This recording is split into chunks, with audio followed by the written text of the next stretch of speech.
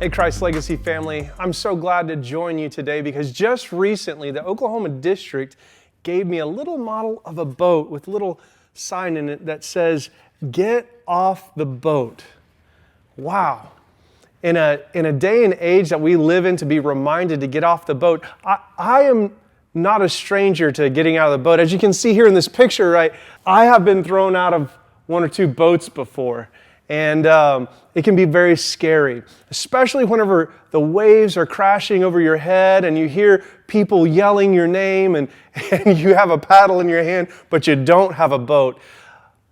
But in this day and age, with the political environment that we're in, with all of the school trouble, with all of the COVID coming to an end, but the cancel culture still canceling people, it can be very scary. You can see the wind and the waves coming around, and it reminds me of the disciples when they were caught in a storm in Matthew chapter 14. We find these disciples, they are paddling with everything that they have, and suddenly they look out and they see a ghost on the water. And it turns out it's Jesus. He's walking on the water, doing this wonderful miracle. But they were scared to death.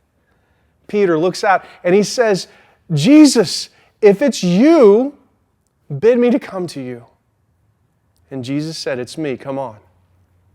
So Peter jumps out of the boat and begins to walk on water. Now, we know the end of the story where Peter begins to look away and look at the wind and waves all around him and begins to sink, and Jesus comes and picks him up. But I want to encourage you today. Don't take your eyes off of Christ. Look directly at Him and don't be afraid to get out of the boat and do what God has asked you to do.